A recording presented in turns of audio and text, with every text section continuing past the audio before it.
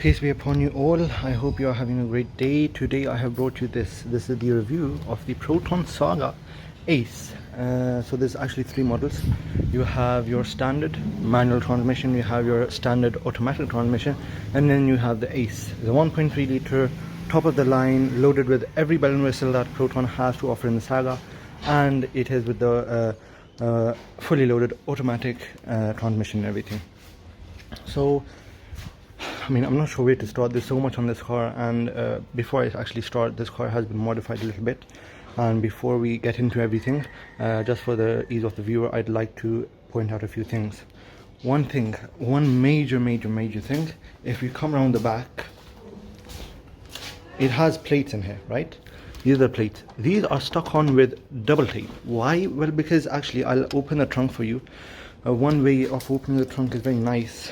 You hold the unlock button 3 times, and there we go, it pops the trunk. This car has no holes in the trunk for the plates to be, for the screws to go in for the plates. I mean, come on, bro. I was actually shocked when I took off the applied for registration on this, because I bought this car brand new. I was shocked that it has no holes for where you can put the plates in, which is shocking.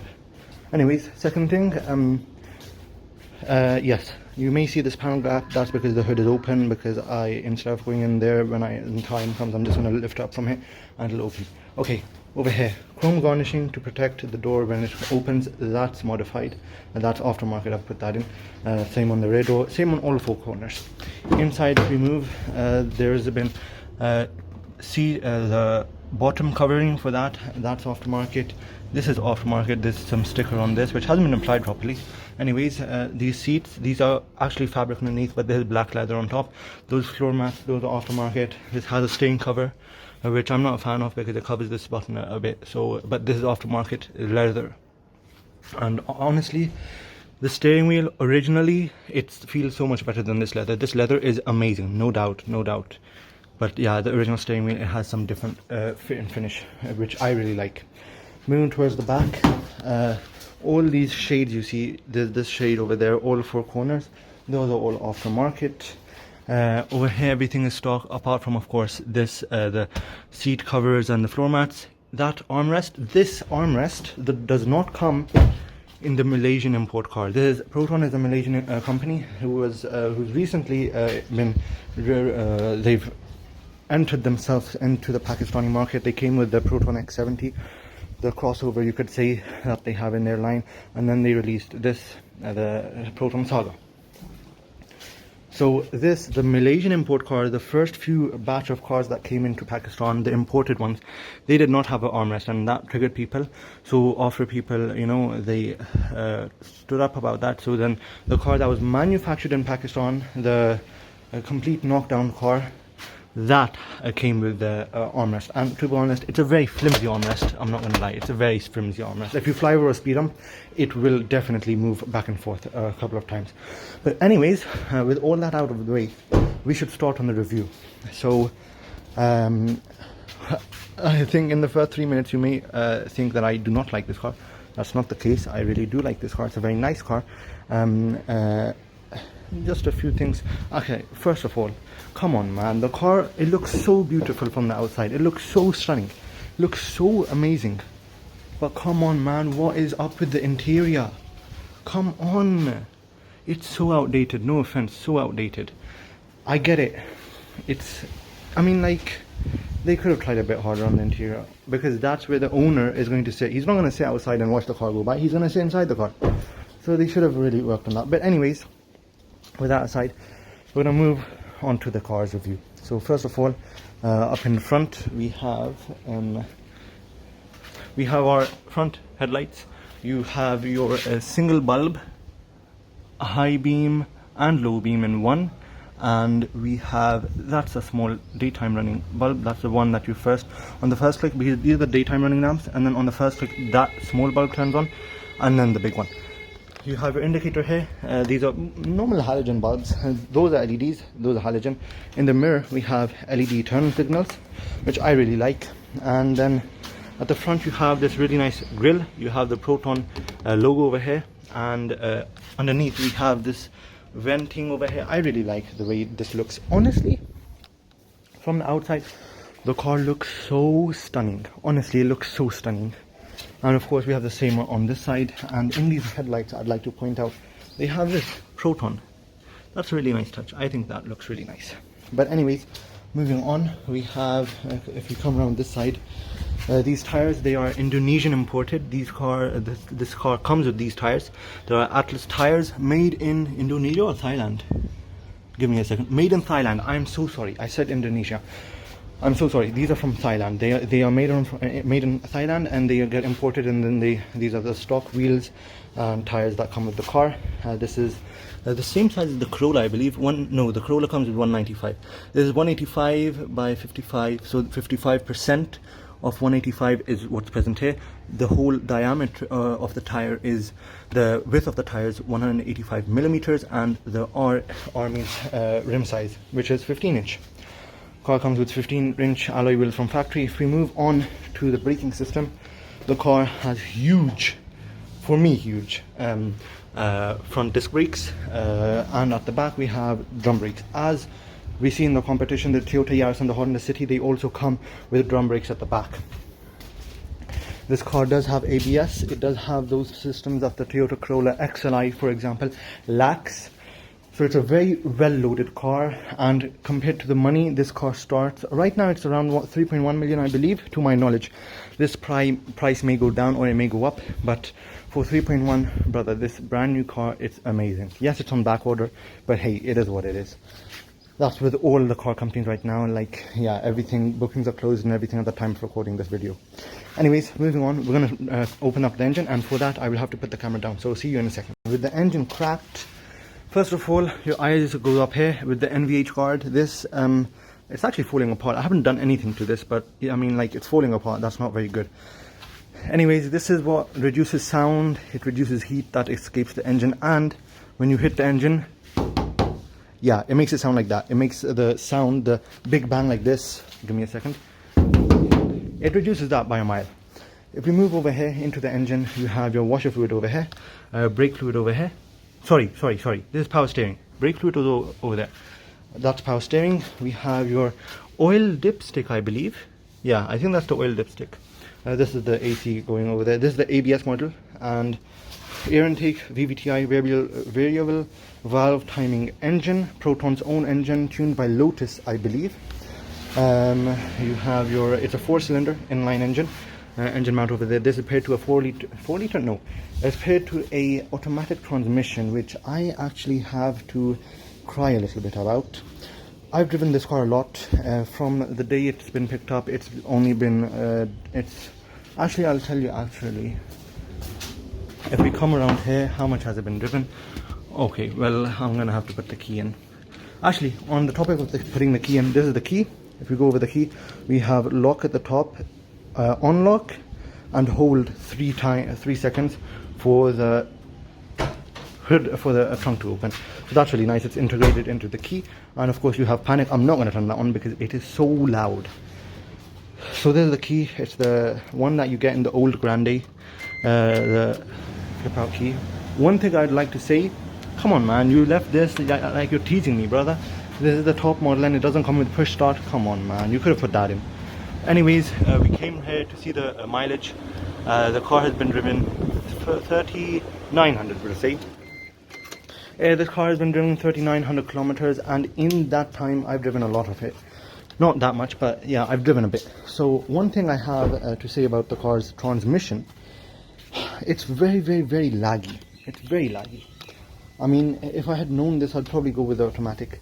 I'd probably go with the manual, because this transmission, it takes so much time to kick down, and even when it kicks down, it shifts very slow, very sluggish. And it's not the case with this car. It's with all of the cars in my to my knowledge. It's very sad. Anyways, they could have done better with the transmission, and honestly, the transmission is what makes a car. Honestly, in my opinion, a transmission is what brings the car to life. And when the transmission is laggy, you know, you really lose the driver feel, and you lose the enjoyment derived from driving a car like this. I mean, they got the engine tuned by Lotus. They could have done something about the transmission. But anyways, we move forward. In regard to the engine, it's a 1.3 litre petrol inline 4 which produces 91 horsepower at 5,750 RPM and 117 Newton meters of torque at 4,000 RPM.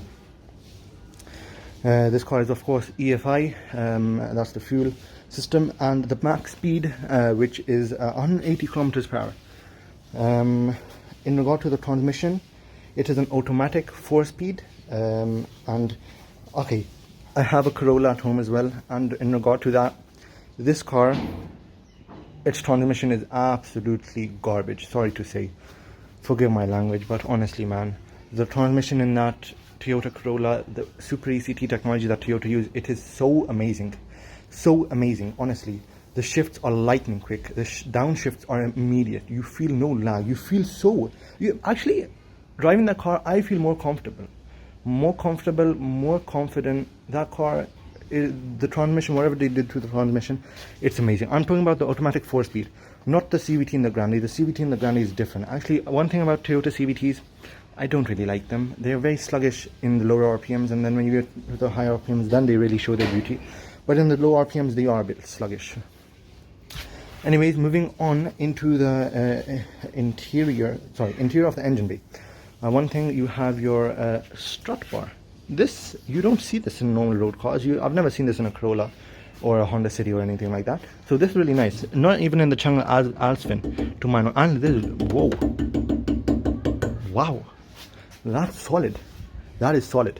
So this basically aids with the car's performance. When you're going around a bend, the car, in the long run, the car's body, the chassis will not bend that much. And it gives you confidence. When you're taking a corner, the car, the car doesn't move all the way. I mean, there is body roll, but this significantly reduces it. I can't speak today for some reason, but anyways. I mean, so it's very, this car comes with a dry cell battery from factory, which is very nice in today's day and age. I think this is the fuse box. Will we open it? Let's open it. No, it won't let me open it. But yeah, so this is that. And one issue I have, this car is brand new, yet you can see some rust on the exhaust manifold mounting area and some over here where the transmission, where the engine is mounted into the chassis, which is very sad. But yeah, that's basically it. This is the air intake, and yeah, I mean, that's it. Okay, one thing I'd like to address, this car has a check engine light on, and I went to a dealership, and basically the fuel, actually I can't really remember. I will put up the picture on screen right now. Maybe you guys could help me in the comments and tell me exactly what this is. To my knowledge, it is some circuit in the car's exhaust manifold where there's an issue with the circuit over there. This is the code. Evaporation emission system purge control valve circuit. That's the issue, which is why the engine light is on. And when I turn the car's engine off, it makes a few click-clack noises, and then after like 5 minutes, those noises are gone. I'm not sure what the issue is. It's a brand new car, shouldn't be doing this, but yeah, it is what it is. If you have any information about this, I would love to know, and looking forward to seeing your comments in regard to this. Okay, we've basically covered all that we could in the engine, and now let's move over to I guess the rest of the body. So I'll put this down and we'll move over. As said before, I absolutely love the design of this car. I think Proton shot it out the park with the design. It's sporty, it's aggressive, and it looks literally amazing. The lines on the body, everything from the bonnet to the side to the wheels, they look amazing. 5-spoke alloys and everything you have. Basically, this car does not need a body kit. It's basically body kit from factory, you could say. But yeah, if you want to rice it out, of course you can get a body kit and everything like that. Get splitters over here and everything. But from factory, this car looks absolutely stunning. They shot it out the park. One thing I have, brother, you could have put these inside. If you look in the Toyota Corolla, they have it hidden inside. Toyota has hidden these windscreen washers inside, underneath the bonnet, which means that it gives the car an extremely clean look. And this, I mean, I've seen this on the Honda City. I used to have a black Honda City as well. That was also brand new as well. But yeah, that car, I didn't really like that car. But yeah, they could have put these inside. And it really ruins the shape of the car, especially in black. I mean, they could have done it body colored. That would have been much better. Anyways, moving on to the side, we have your electronic mirrors. These do not fold inside. I'd like to say that. They are not automatically folding inside. You need to do them by hand. but they are very rigid. They have the LED light over here, and it also comes with if we move on to the other side, onto the side over here, you have your door. One thing I would like to show you is about, wait, did I leave the key inside? No, the key is in my pocket. Look at how wide this door opens. That's amazing. That's amazing. It really helps you get inside the car and everything. And there's plenty of legroom in here. If I sit down, okay, it's very comfortable actually. I mean, my legs are touching, but this is in my driving position, is all the way back. And what I'll do is I'll put the seat all the way forward, and then I'll stay over here and then tell you. Okay, then I went ahead and put the seat forward. Wow, look at all that legroom. Look at that. I'm gonna put this in here. Oh no, I'm gonna put myself in here, and look at that. Wow, oh my god, I'm so comfortable right now. And my legroom is amazing. Headroom is amazing. I'm 6'1", and I'm extremely comfortable. Look at that. That's amazing, brother. If you look at the door card, you have your pull handle over here, power windows all around, cup holder, speaker. Wow, it has speakers in the back. The Toyota Corolla does not. Door handle, and of course if you pull this, and then there's screws to pull this whole thing out. One thing they could have done, they could have given us soft plastic over here. This is plastic. They could have done like a soft finish on the Suzuki Meron. I will put a clip inside to tell you guys what I'm talking about. But yeah, ceiling very clean. They could have given lights in the middle and over here, but yeah, this is very soft. Look at that. I'm gonna put my finger in. Wow, that's really nice. At the front we have LEDs on top. I'm going to zoom in a little bit. These LEDs turn on whenever the doors open. These two doors are open right now. That's why these LEDs are on. LED reading lights, these are very nice. They are LED. I've said that like 10 times, but yeah, they're LED, and they are very nice. When I get into the front, I'll show you more about that. We have a lot to go over. The infotainment. Actually, while I'm sitting back here, we'll go through armrest. Over here we have a cup holder, which is really nice. We have 4 USBs and a cigarette ashtray. 4 USBs, and there's USBs on the front as well. If I pull this up, you have, I think, 3 USBs here. Very small glove box, but it is what it is. Oh, anyways, to power this, there's a wire that plugs in here and goes all the way to the front. Moving on, yeah, the USB goes and plugs in there, and that's what powers this all. In the middle we have your AC controls at the bottom. You have, I'll talk into more details when we get into the front. There's your LCD, not Android unit, and that's your whole steering wheel. So I'll meet you in the front. We are sat inside the Proton Saga Ace 1.3 right now. This is the key. I'm going to start the car. You'll get a feel for how the car sounds. Door open. Oh yeah, it does this cool swipe on the odometer. Check this. It does this cool swipe on the odometer. Check that. That's really nice. There you go, that's the engine noise. I'm gonna put the AC down a bit because I need to hear you guys. You guys need to hear me. Okay then.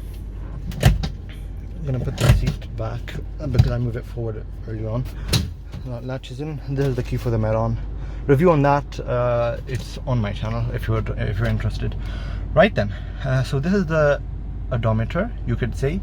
And we have our check engine light as mentioned before, and we have over here, well, my hand is so big, I'm just going to do this. Okay, well, we have a few modes. We have range, that's the trip. I'm going to reset all these.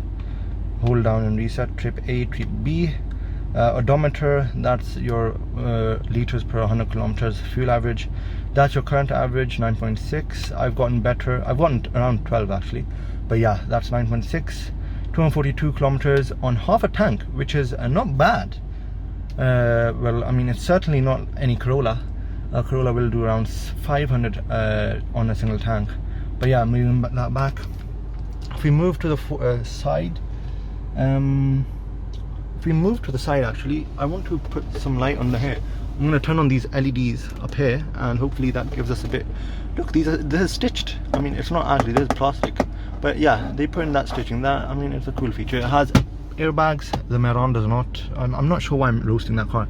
Anyways, 2 front airbags, which is now very common in these cars in Pakistan. Before, they used to be 0 airbags, but now, you know, they give you the usual 1 or 2 airbags, which is good. I'm gonna turn this off. Up here, this is the microphone for your Android calling. This is not Android. I keep on saying Android. It's not Android. It's just some normal screen. This is the microphone, I believe. This is all like, this feels so nice. And one thing, this car has a mirror in here, so you can see me. Actually, I'm filming with my S10 Plus. My S22 Ultra was out of battery, and I had no electricity, so I couldn't charge it. So I'm filming with this phone. This phone's camera is really good. It's still really good. The S22 Ultra is much better. But inshallah, so the Toyota Corolla that I have, when I do the review on that car, I'll use my S22 Ultra. Then you guys can get a feel for the difference in video quality. But yeah, so this car actually has a mirror over here, unlike the Corolla. In all the models except the Grande, they do not give this. And over here we have this airbag warning. This also comes out, goes on the side, does not pull out, which is which should be the case. I mean like this car, with the sun in this country, it's good to have such a thing, but it doesn't. Anyways, if we move on to the stalks, these are lights. I'm going to turn all these on, and then I'll show you guys the car from outside. This is the wiper. No, wait. Oh yeah, it's like this. So that's the wipers, and I'm going to pull this up a bit. There you go. There you go. I'll show you the light from outside. One thing I haven't found out for the life of me, how do you turn on the high beam? I mean, this doesn't go back. You can pull it. That turns it on briefly. How do you turn it on permanently? I can't pull this or anything. Please let me know in the comments if you have any idea. Anyways, I'm going to show you the lights from outside. Moving to the front, it's quite loud because the AC is on. Actually, sorry, I'm going to put the hazards on as well so you can see the LED turn signals in the mirror. There we go. Lights. As you can see, they're both on, the bottom one and the big one. And you have your LED turn signal over here. When these lights are on, this LED turns off. These are parking sensors over here. LED turns off when these lights are on. And same on the other side. I'm going to turn the lights off for a second so that you guys can see the LED daytime running lamp. Look at that. That looks beautiful, doesn't it? Back to with the lights on. In the door you have your LED turn signals. If you move around the back, fuel door. Let's explore that quickly. Fuel door. It's very unleaded fuel only. It's a petrol car. So yeah, put that back in. Okay, at the back we have our lights for the number plate. We have our turn signal over here, reverse. What just happened? Did you hear that? I'm not sure what happened. I think the AC turned off. Yeah, that's the AC. Right, that's the back. This is a reflector. This is the turn signal. That's the reverse light. And yeah, and it also has Proton in the light over there. That's cool. And I actually want to pop the trunk to show you the camera. This car comes with a reversing camera from the factory. Look at that. There's the camera. Unfortunately, they did not give any light with this. But yeah, these are the lights, and that's the pull tab to pull this up. Anyways, yeah. One thing I'd like to say at the back, this car has a spoiler from factory. This is really nice. I love this. It really gives change to the styling and everything like that. Another thing I'd like to highlight, this car has a third brake light with the Toyota, which the Toyota Corolla XLI does not have. You learn something new every day. But anyways, hopping back into the car, we're going to close the door. And if we shed some light on the door car very quickly, 4 automatic windows. It does not have one touch technology. You need to hold it the whole way. And my visor got trapped in there. I'm going to pull this up, push that up. This is the lock. Then none of the windows work except the driver's. But yeah, unlock that. This is for the mirrors. You can change the mirrors over here. They are automatically controlled. I'm not going to mess with them too much. I'm going to put them back. Okay, when the lights are on, everything gets dimmed down. That's light on, light off, light off, light on.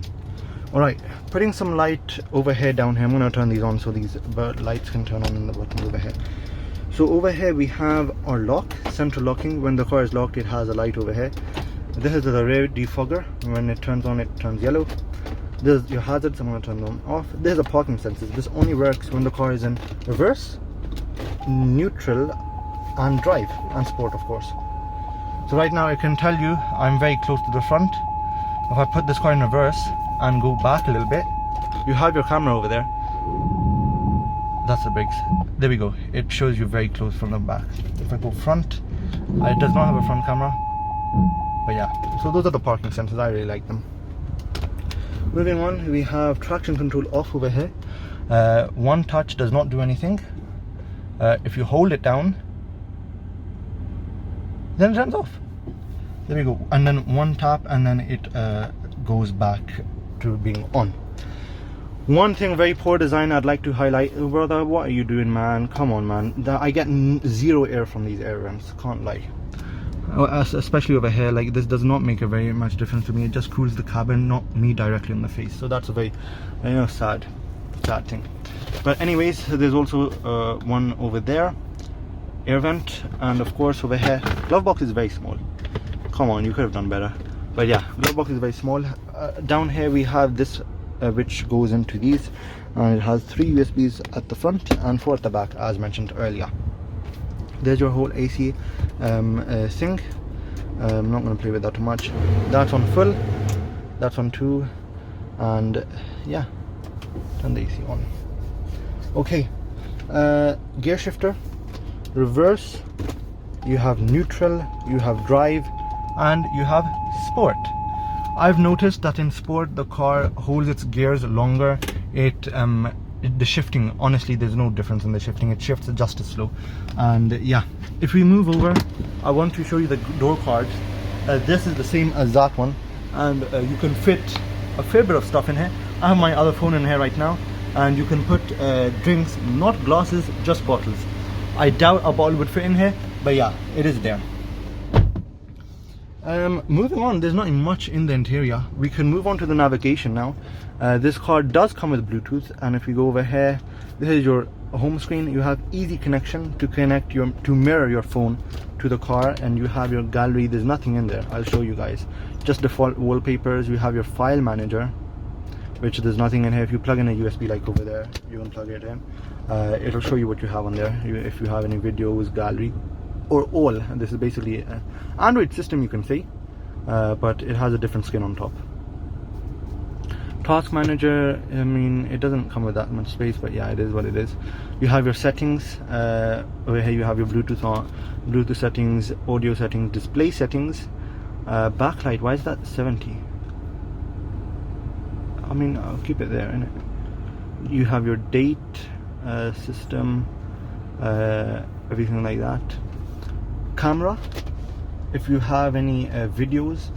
I mean, actually guys, let me know in the comments. This says VCR, and it has maybe you could hook up a front camera into this. I'm not exactly sure. Let me know in the comments. That may be the case.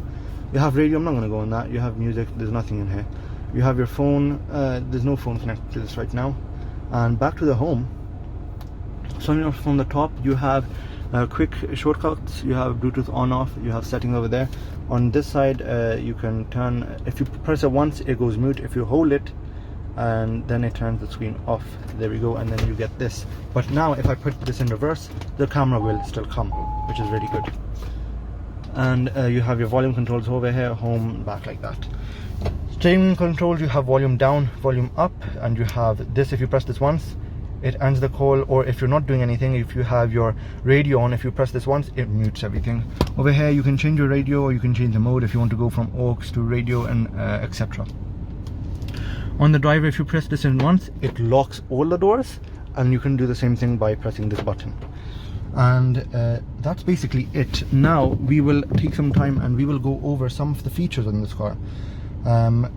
If you give me a second, I'll just have to load up on my phone.